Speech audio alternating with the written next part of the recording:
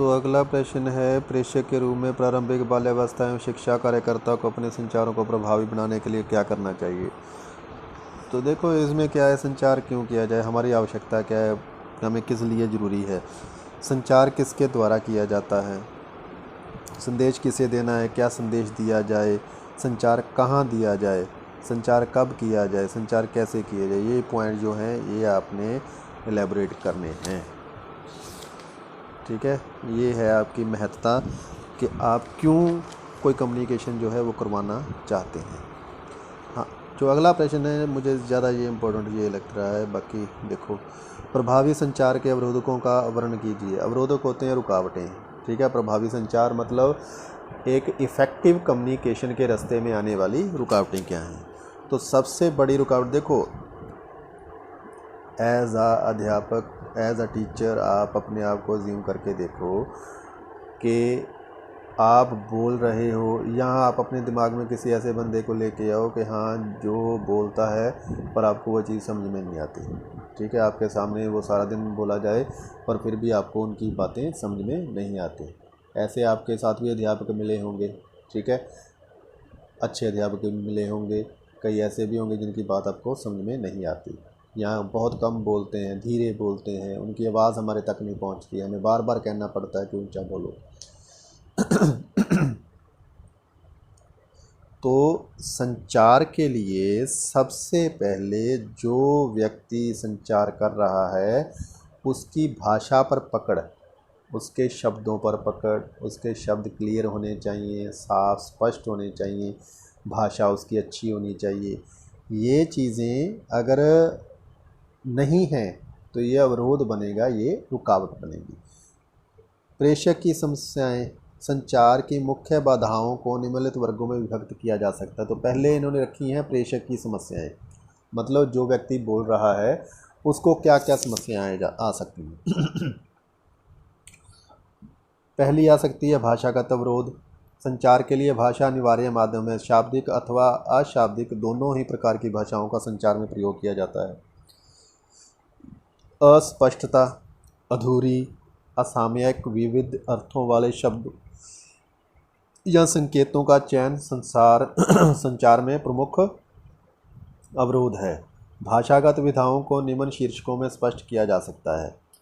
तो देखो मोटे तौर पर क्या बात है कि भाषागत अवरोध में क्या आ जाएगा कि हमारे अगर शब्दों की चुनाव सही नहीं है, अस्पष्ट हैं, स्पष्ट नहीं है, अधूरे हैं, तो ऐसे शब्दों का प्रयोग किया जा रहा है जिनके एक के साथ अनेक अर्थ निकलते हैं, अलग अलग अर्थ निकलते हैं, वो चीज़ें समझ में नहीं आएंगी, हमें डाउट क्रिएट करेंगी। तो आगे इन्होंने इसके दो पॉइंट बनाए, अस्पष्ट पूर्व धारणा और दूसरा है शब्दों एवं संकेतों के विविध अर्थ। तो दोनों चीज़ें ही हैं। देखो अगर कोई बात कर रहा है, मैं बात कर रहा हूँ, मैं आपको चीज़ समझाने के लिए कोई उदाहरण देता हूँ, जब मैं कोई भी बात करता हूँ मेरी स्पष्ट नहीं है आपके तक बात पहुँचती, मेरी लाइन का मतलब स्पष्ट नहीं पहुँच रहा है, तो वो गड़बड़ा जाएगा सिस्टम, भाषागत अवरोध हो गया वो, मेरी भाषा सही नहीं है, मुझे शब्द बोलने नहीं आते, मुझे शब्दों में रुकावट आती है। ठीक है, कई बार आ भी जाती है, मुझे भी आ जाती है, तो ये चीज़ें भाषागत अवरोध हैं। अस्पष्ट पूर्व धारणा, अस्पष्टित पूर्व धारणाएं जो प्राय प्रत्येक संदेश में मौजूद रहती हैं संचार में काफ़ी अधिक रुकावटें उत्पन्न करती हैं। भेजने वाला संदेश में प्रत्येक बात का विस्तृत ब्यौरा नहीं देता, कुछ चीज़ों को के संबंध में यह सोच लेता है कि संदेश पाने वाला व्यक्ति खुद ही समझ पाएगा। मैं भी कर जाता हूँ कई बार कि हाँ ये चीज़ तो आप समझ ही जाओगे। ठीक है, कह भी देता हूँ आपको कई बार। तो मतलब क्या है कि मैं अब देखो कि मैं ये सोच जाऊँ कि हाँ ये सारा प्रश्न तो आपको आता ही है। ठीक है, इसमें मोटी मोटी दो तीन बातें मैं आपको बता दूँ तो वो क्या होगा कि मुझे लगता है कि आपको समझ आ गया, पर हो सकता है कि किसी को ये चीज़ समझ में ना आ रही हो, उसे सारा बताना पड़ सकता है। तो ये मेरी पूर्व धारणा होगी, पहले बनाई हुई संकल्पना होगी, मैंने अपने दिमाग में पहले ही ये बात बना ली कि हाँ इस व्यक्ति को तो ये चीज़ समझ आ जाएगी, तो ये चीज़ें प्रॉब्लम क्रिएट करेंगी।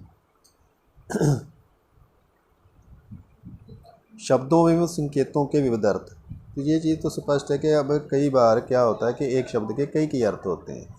ठीक है, अगर वाक्य में मैं कोई ऐसा शब्द बोलूँ कि जिसके एक से ज़्यादा अर्थ हैं तो हर व्यक्ति मेरी तरह उस चीज़ को नहीं समझ पाएगा।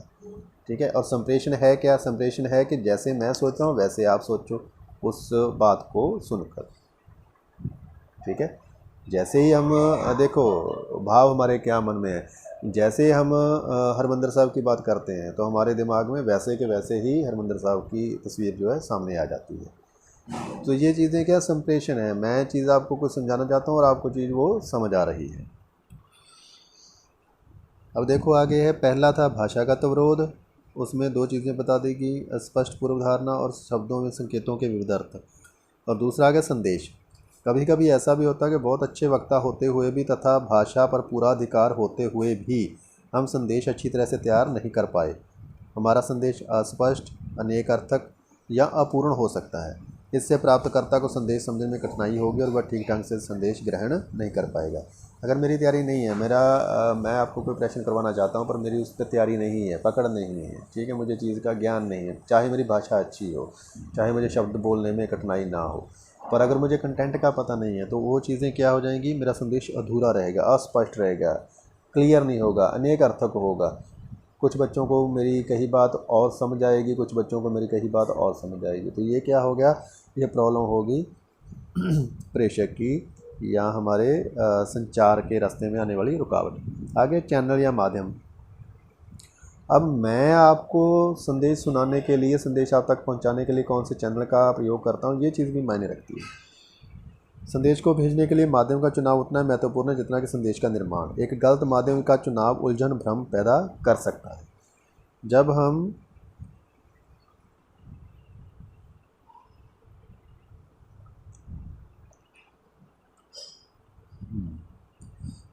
ये पहली समस्याएं होगी प्रेषक की, भेजने वाले की।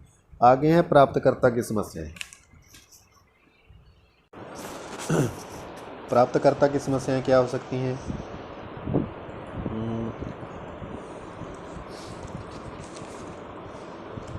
सोच में अंतर। सभी लोग हर एक बात को अलग अलग ढंग से देखते हैं। उदाहरण हेतु एक सक्रिय बच्चे को जहाँ एक व्यक्ति ऊर्जावान समझ सकता है, दूसरी ओर उसे एक अन्य व्यक्ति अनुशासनहीन कह सकता है, ठीक है। एक बच्चा जो बहुत ज़्यादा ऊर्जावान है, मतलब एक्टिव है वो बच्चा, तो एक व्यक्ति के लिए वो क्या हो सकता है कि हाँ ये बहुत एक्टिव है, दूसरे बंदे के लिए शरारती हो सकता है, ठीक है। ये चीज़ सोच पर अंतर के कारण रुकावट आ सकती है सही संदेश पहुंचने में।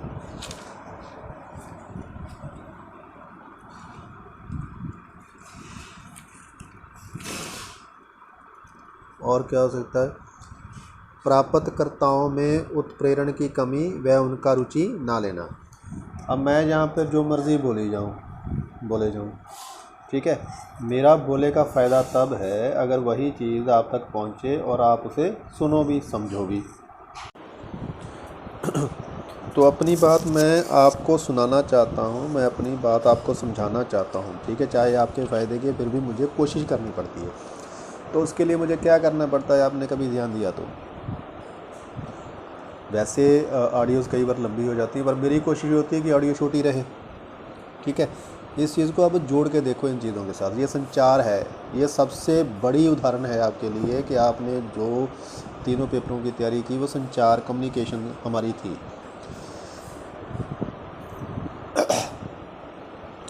आपका रुचि ना लेना, ठीक है, आप उस चीज़ को नहीं सुनोगे। क्यों नहीं सुनोगे? अगर वो ऑडियो बहुत ज़्यादा लंबी है, ठीक है, तो मेरी कोशिश ये होती है कि मैं उसे छोटा करने की कोशिश करूँ, चाहे टॉपिक के हिसाब से लंबी हो जाती है, पर फिर भी कोशिश होती है कि छोटा करूँ, छोटी बातें करूँ, ठीक है। कोशिश करूँ कि रुचिपूर्ण बातें हों, नीरस ना हो जाए, बार बार दोहराव ना हो किसी चीज़ में।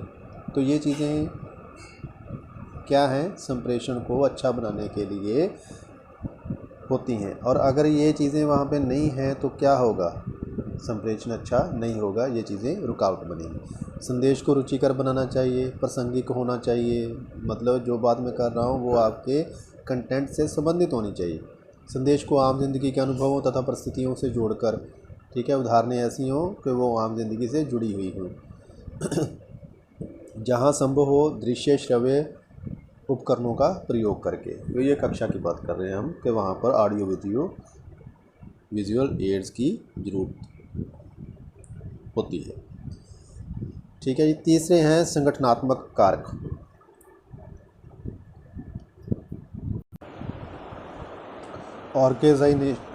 ऑर्गेनाइजेशनल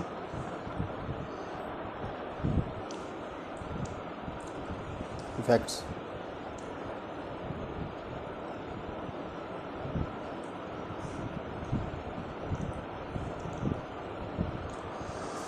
संगठनात्मक कारक तो इसमें क्या चीज़ें आ जाएंगी? इसमें आ जाएंगी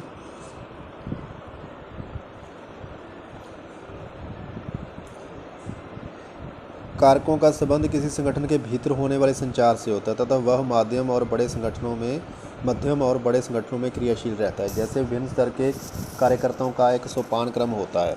तो देखो हर एक डिपार्टमेंट में, जैसे आपका स्कूल है तो वहाँ पे क्या होता है, CHT, ठीक है, या HT के बाद जो आपके टीचर्स हैं उनकी सीनियरिटी के हिसाब से एक क्रम बनता है, सोपान बनते हैं। जैसे सीढ़ियाँ होती हैं ना, सोपान का मतलब पौड़ियाँ, जिनको पंजाबी जापा कहते हैं, सीढ़ियाँ, सोपान।